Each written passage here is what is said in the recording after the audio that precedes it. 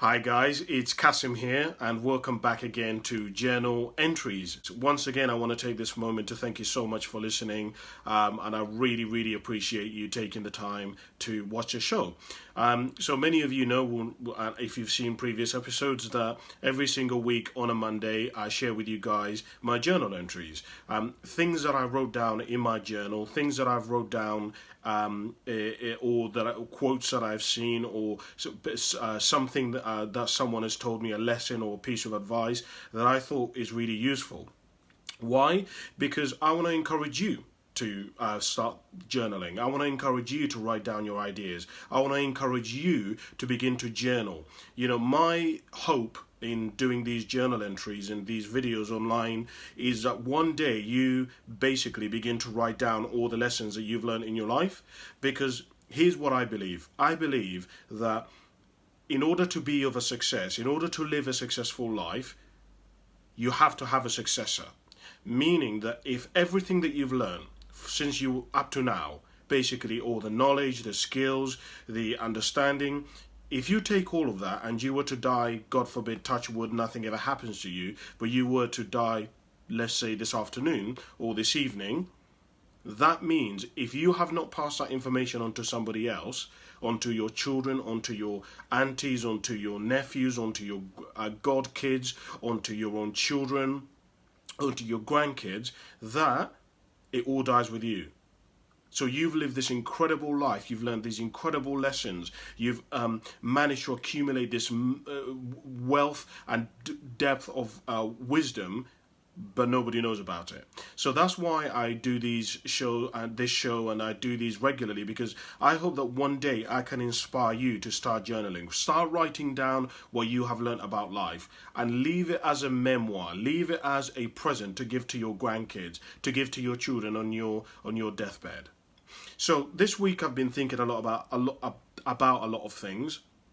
Because as many of you will know, there's been a lot of things that are happening around the world. There's a coronavirus, there is the fact that unemployment's gone through the roof in the UK. There are people who are now tired of being in the lockdown. We've had the riots with the George Floyd. There is just a lot of disruption in the world. There's a lot of uncertainty.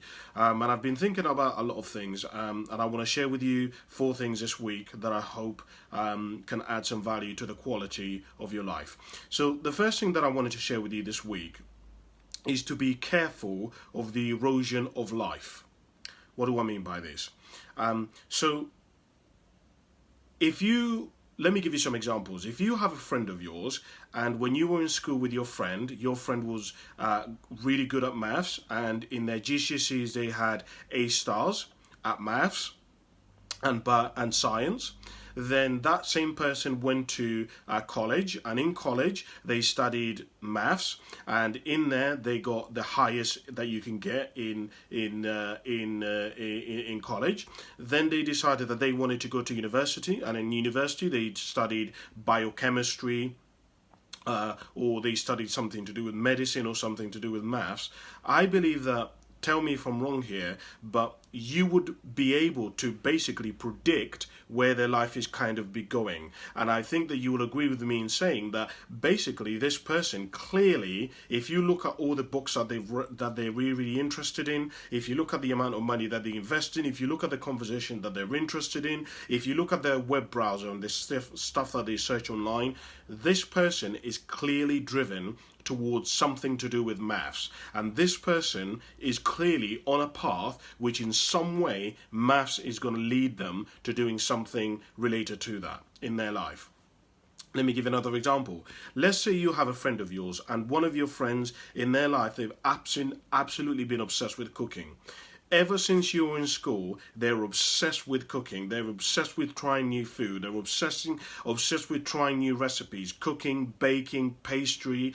They went to when you were studying your GCSEs, this person, all their time was consumed, and the area that they thrived the best in was when you were doing cooking lessons.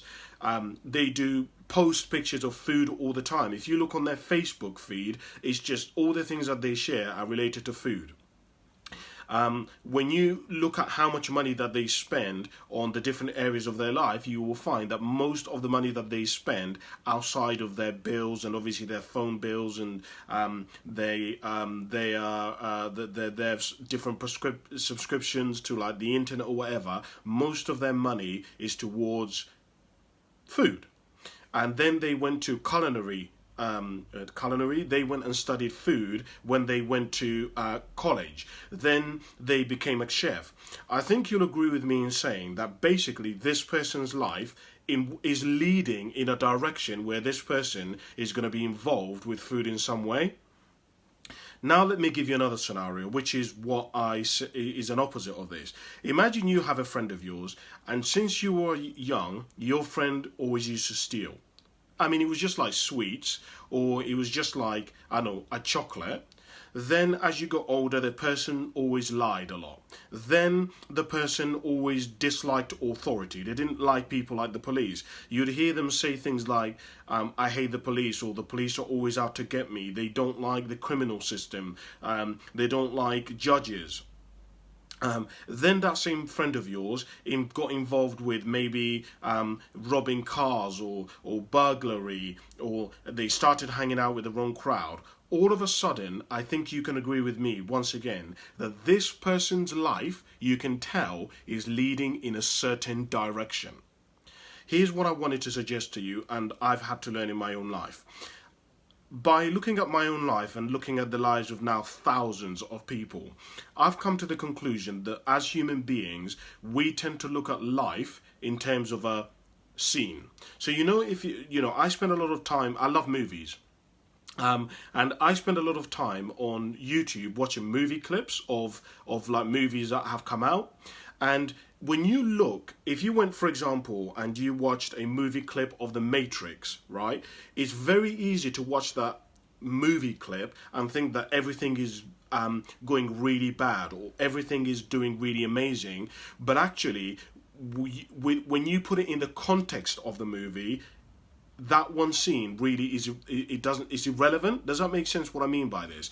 And so what I've come to realize is, as humans, we tend to see our lives primarily in terms of scenes and never the whole movie. What I mean by this is for example, you might be in a situation at the moment where you've got £13,000 worth of debt, and all you're seeing is a £13,000 worth of debt. But what you're forgetting to see is to look at the full spectrum of your life and realize that this bit where you're in debt is actually only equating to maybe 2% of your life. That actually tomorrow you decided you will never be in debt again, and in 5 years' time you've got to the point where all of a sudden you actually are worth, or you've saved up £25,000. Right? And so what I would encourage you to do, which is what I've learned when it comes to the erosion of life, is be very careful not to see your life in terms of scenes. See your life as a whole spectrum. Because, for example, you might be in a... I actually learned this lesson actually from a friend of mine. Because a friend of mine, she was in a relationship and she was basically being physically abused by her partner. And I would say to her, let's just call her Rose. And I would say to her, Rose, why don't you just end the relationship? And then she would say things like, yeah, well, Cassim, it's just this one time, or he was just drunk, or he was just really angry. Basically what I was saying is she was seeing her life in terms of a snapshot and never the full spectrum. Does that make sense what I mean? And it got to the point where basically that these two individuals went on holiday and they actually got chucked out of the hotel because he had, like, without getting into loads of details, basically there was an incident where he was so physically abusive that then she was screaming, and the neighbours and the people who were staying in the next door hotel went and called reception and blah blah blah, and they ended up getting kicked out of the hotel. And so what I would encourage you to do is be very careful that certain things in your life do not erode. Erosion happens very slowly. You may be in a relationship where in your relationship is one argument, But the argument, when you start adding it up, all of a sudden is you're now arguing about money. Now all of a sudden your work is being affected. Now all of a sudden you've lost your appetite for eating. Now all of a sudden you've lost your motivation and you don't want to go to work. If you see all those things separately, it doesn't look so bad. But when you start adding it up in a whole big spectrum, all of a sudden it's like, whoa, what's going on here? So for example, look at your life right now. You might be looking at your life right now and saying, actually, Cassim, I have nothing right now. Cass, I have no money. Basically, I have no girlfriend. My job, I absolutely hate it at the moment. But let's look at the whole spectrum of your life and let's look at it. Is this really just what? Probably 5 or 6 years that have been shit and the next 50 years of your life are going to be amazing because you've made a decision? How are you seeing it? How is your life on a curve? Is your life going to get better? Is your life going to improve over the next 5, 6, 7 years? Because you know that it can. You know that your life can get better. You know that your life, you've had moments where your life has been shit and you've had moments where your life has been amazing. So my question to you is, how are you seeing your life? Are you seeing your life in terms of a snapshot, or are you seeing your life in terms of the whole spectrum, in terms of a whole movie? And you're looking at it and saying, actually, this is not so bad, Cass. Actually, yeah, I know I'm like at the moment I'm not in the job that I like, but I tell you what, I'm gonna start working towards it. And who knows, in the next 15 years, I know it's like fucking 15 years away, but in 15 years, I could be doing something that I absolutely love. Think about it. The second thing that I wanted to share with you, which I wrote down in my journal, is, and it's actually related to the first thing, is that we can change. You know, this statement sounds really simple and almost stupid, but I don't think people quite understand the significance of this statement, that as human beings we can change. You know, some of you lads out there, the reality is that you've had no motivation, probably for the last 4 or 5 years. Like, why work really hard? Why have a second job? Why, have ambitions to become a millionaire? Why try to have a relationship where you can be married for 50 years? What's the point? You haven't had that motivation. It's just like worthless. But if you really wanted to, you could say, right, fuck this. This is really shit life. Like, my life is much more valuable than me basically doing fuck all. I go to work, I come home, maybe I go out once every month, but that's basically my life. How shit is that? I spend most of my life basically playing video games and watching football and like basically searching, scrolling through Facebook. I'm a lot more valuable than that. And you've got to get to the point where you believe that statement, because I believe it for you. I believe as human beings, we're special. All of us have something which is really unique. And I would just personally encourage you that, look, if things haven't been working out for you, if things haven't been going the way that you've wanted them to go, change it up, man. Change the way that you've been thinking. Go and try something different. If you've, for example, been in the catering industry for the last, let's say, 6, 7 years, because you just came out of uni or came out of college, and at the moment you hate working nights, or you work in a pub where you never get home until sometimes 2 or 3 o'clock in the morning, and you're like, this is shit. You don't even know what it feels like to have time in the daytime to go and do stuff. If you don't like that, then turn it around. Do whatever you need to do. Maybe you might have to go back to college. Maybe you might have to go and try computing. You might have to go and do sales. You might decide that you want to get into counseling, do coaching, get into fitness. I'm just saying to you, if you really want to, you can change and turn it around.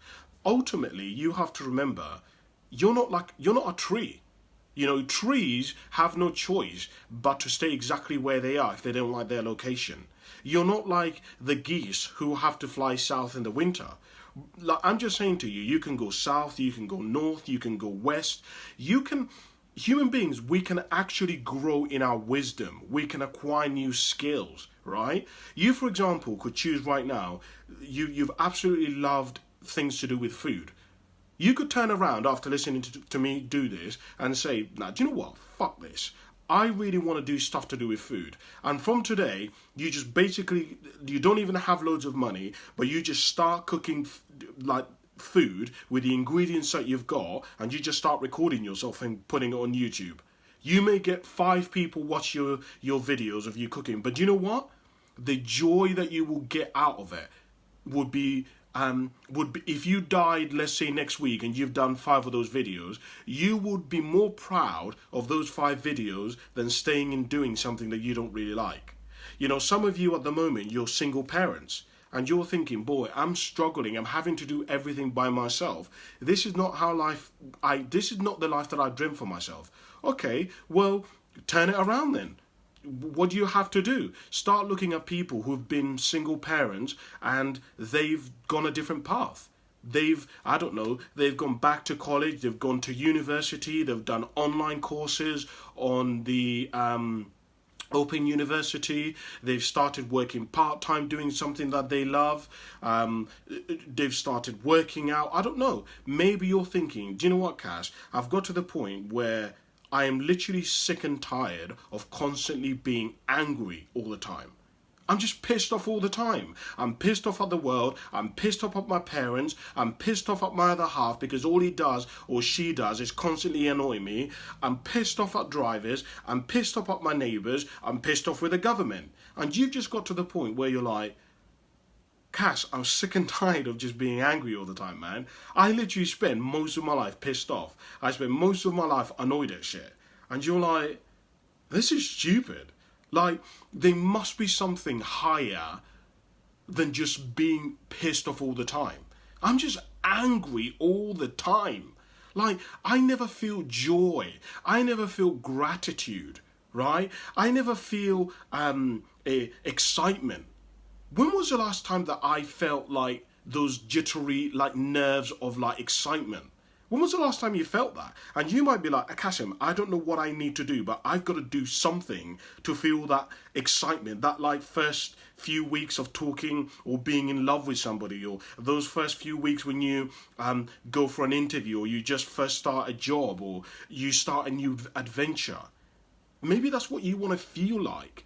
And I don't know, I'm just saying to you, you can change it if you really want to. You don't have to keep doing stuff if it's not working for you. Maybe you've been a dickhead for the last 5 years and basically you've alienated everybody in your life.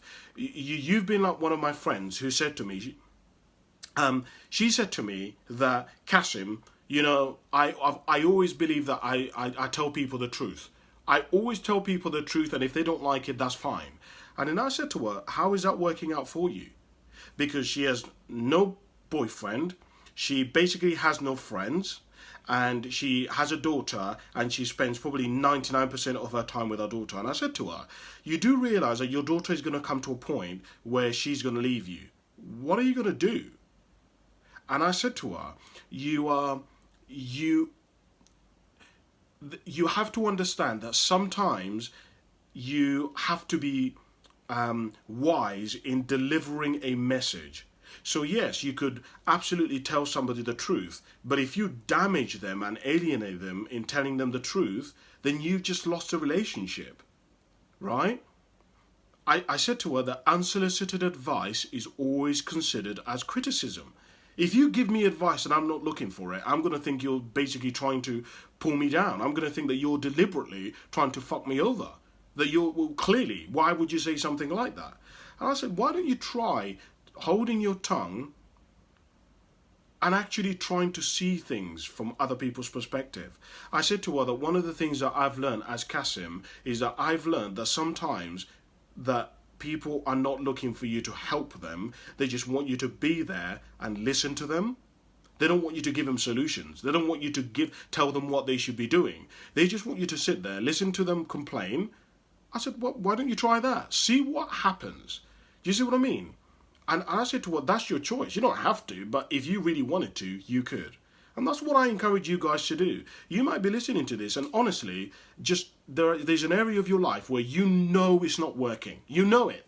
You know you hate your job. Like, it cannot be any more obvious. You live for the weekend, you hate going there, your boss constantly pisses you off, you have no rapport with hardly any of the people you work with. It's just boring. And you're like, Cass, there must be more out there for me. Well, I'm just saying to you, change it if you want to. You don't have to keep doing it. Your choice, your life. The third thing that I want to share with you that I wrote down this week is, I wrote down is all that you are sells. Sells as in CELL. You know, I've come to a realization that a lot of us don't realize that the philosophy that we have about our worth is determining the way we treat other people and also the way in which we operate in the world. So, for example, I've realized that a lot of people don't really see their value. A lot of people don't really think that they're important. A lot of people have the belief system or the philosophy that they are basically a result of the Big Bang. You're a result of, your parents had sex and they got pregnant and you just arrived. Basically, you believe that you're a mistake. You think that you're just something that you're just cells. You just arrived here by accident. If you believe that, that's one way. But let me give you a different way to believe and to look at yourself. Here's what I would suggest to you. How about you look at your life as you're special, which you are. There is no way, there is no evidence that you can find that you can try to persuade me otherwise of this. Nobody. I'm telling you, I've done so much research on this question that there is no way. No. Did you know that identical twins are not even identical? There is no flower which is the same. There is no fish which is identical. There is nothing on the planet which is identical. You could take a tire, produce it in the same machine, and produce it in exactly the same way as loads of other tires have been produced, but that tire will be different to all the other ones. There literally is nobody who is the same as other people. You think of, for example, like something like music. Michael Jackson did music, but so did Prince, but so did Bono, but so did Chris Brown. God damn it, all they did is freaking sing, yet they didn't do it in the same way. What I'm saying to you is, what about you start thinking about yourself as you're here to do something? That actually you are important to the rest of us, that actually you are connected and you have some kind of value that the rest of us need. Let me give you an example. I don't know why, but obviously I've chosen specifically today to do these, give you these different options, right? You guys know that there are loads of people who are out there on YouTube who do speaking, who do motivational speaking, who do coaching, right? Isn't it interesting that you may know loads of black people, you may know loads of people on YouTube, or even think about today, right? Before you listen to this or watch this, think about all the things that had to align for you to get to the point where you were listening to this. Think about, you had to wake up at a certain time in order to watch, in order to be ready. You had to launch your Facebook in time to watch this, because you had to be at home, you had to have access to the internet, you had to have Facebook, you had to have Instagram, you had to have YouTube. Do you see, there is so many different things that would have had to happen in order for you to be listening to this, which means that this is not an accident. There is no way that this is an accident. How can it be, right? You would have had to know me or in some way be searching for something to do with the inspiration for you to get to the point where you're listening to this. Do you see what I'm saying? There is so many choices. Your parents had to have you at the right time so that you would get to the point where you would be able to be listening to this. Imagine I was born in Uganda. I had to be born in Uganda at the right time. My biological father had to leave me, okay, because basically when my mum got pregnant at 15 and my dad basically disappeared off the face of the planet, okay? So my dad had to essentially abandon me, if you want to use that word, in order for me to see the world the way that I do today.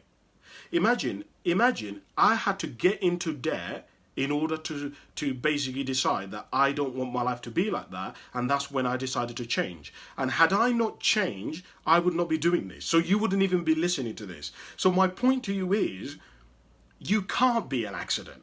There is no way that you're telling me that you on accident. If me and you are friends, we had to be born. Imagine, just think about all the things that had to happen for me and you to know each other. Just think about that. It's mind blowing. You had to basically grow up in a certain neighborhood. You had to meet certain people. You had to be open enough to get to want to even know someone who is black. There is something about me that you thought, nah, this guy Cassim, he looks all right. I probably want to get to know him. You could have met me and thought, nah, fuck it, I don't like this guy. He's not this. Like, I'm not. I don't dig him, and we would have never got to know each other.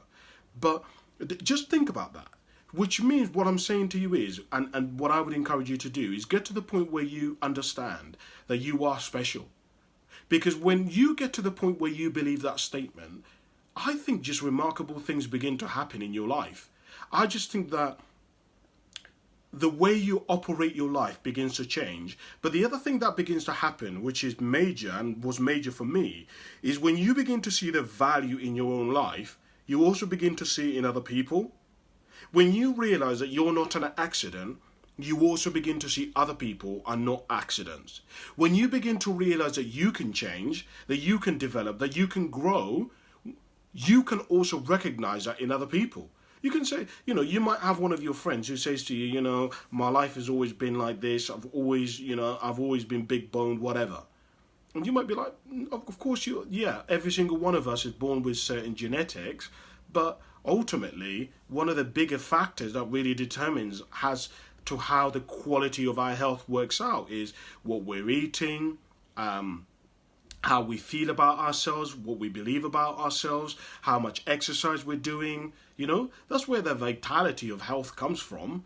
There are loads of people in Africa and indigenous cultures where it's sexy to be a big guy or a big girl, right? And so, do you see what I'm saying? I just would encourage you to find your value. I think just remarkable things will begin to happen in your life if you can do that. The last thing that I wrote down, which I hope adds some value to you and I journaled about, was that in a relationship, it's possible for both of you to be right. It's not always that if I'm right, then you must be wrong. So let me repeat that. In a relationship, it's possible for both of us to be right, for both me and you to be right. It's not always that I have to be right, and that means that you must be wrong. One of the big things that has humbled me is studying other people, is looking at the lives of other people, is observing other people. Because when you observe other people and you look at other people, one of the things that begins to become very clear to you is that my truth is the truth. So your truth is the truth. Meaning that I can believe that, for example, that the best political party are the Conservatives. And you may believe that the best political party is Labour. Both of us are right, but that doesn't mean that because I'm right that you must be wrong, or because you're right, I must be wrong. It is possible for both of us to be right. And what I would encourage you to do in life is stop looking at things in terms of winning and losing, right or wrong, liberal or Democrat, white or black, manager or junior person. I've come to the conclusion that you've got to have a mind which is. A guy called Dr. Wayne Dyer put it like this. He said that you want to have a mind which is open to everything and is attached to nothing. Can you be courageous enough to be somebody where your views can bend? Because a lot of us have come to the conclusion that in life we're living our life and we're rigidified in the way in which we're operating our lives. We're like a stone. We're like an iron, a piece of iron. There is no bend. There is no fluidity. There is no flexibility. And what ends up happening is, and I was telling this actually to somebody the other day, is when your life is rigidified and your life is either you're white or black, you're racist or you're not racist, you're liberal or you're Democrat, you're either into a religious person or you're not a religious person, you either like children or you don't like children, you either are a positive person or you're a negative person, you either like marriage or you don't like marriage, you either gay or you're straight, you either like to eat food or you don't like to eat food, you either like to run or you don't like to run, you either like the gym or you don't like the gym. When you live your life like that, what tends to happen is that you basically live your life constantly pushing against life. You are going against you're swimming against a current. You're constantly trying to force the azizness of life. You're constantly in resistance. You're constantly like fighting. And I guarantee you that if you look at your life at the moment and you're like, Cass, I tell you what, man, I've been trying and trying and trying and trying, but things just aren't working out for me. I bet you that you haven't got flexibility, you haven't got a bend in the way that you think, in your ideas, in your philosophies, in what you believe about human beings. If you're not able to bend, if you're not able to loosen up, if you are not, there is a reason why I believe that in life there are two aspects to life. There's what I call the A to Z, which is the science of achievement. Basically getting what you want, right? Deciding that basically getting from Reading to New York, okay? That's one part of life. And getting from Reading to New York, I'm telling you, if you follow certain things, you'll get to New York. I'm telling you, if you fly to Heathrow, and from Heathrow, you drive to Heathrow, you fly from Heathrow to LAX, right? I'm telling you, or JFK, I'm telling you, there's a good chance you're going to get to New York, right? The second part of life is what I call the art of living. Art is subjective. What you think, a piece of art that I think is beautiful, is you're going to think is not beautiful, right? What I think is love is what you're not going to think is love. But my point is, it doesn't mean that just because I believe that the piece of art is beautiful and you believe that it's not beautiful, it doesn't mean that you're wrong or that I'm right. Just see life from the perspective of, I'm open to everything. I'm open to listening to what you're saying. I'm open to what life has to offer. I'm open to new opportunities. You know, some of you who are listening to this, your entire life, you've always dreamt that you were going to have a child. But the way that you saw having a child is that you saw having a child in terms of being married and then having a child. But you have now an opportunity where you found a partner who already has a child, where you could become a step-parent. You've actually fulfilled what you wanted, just not in the way that you wanted it. And if you would loosen up your philosophy or your worldview or your vision of what you wanted, you would begin to understand that actually you've got what you've wanted. Some of you guys out there, you've always dreamed that you were going to your dream or the way that your life was going to work out is that you were going to go to school, go to college, go to uni.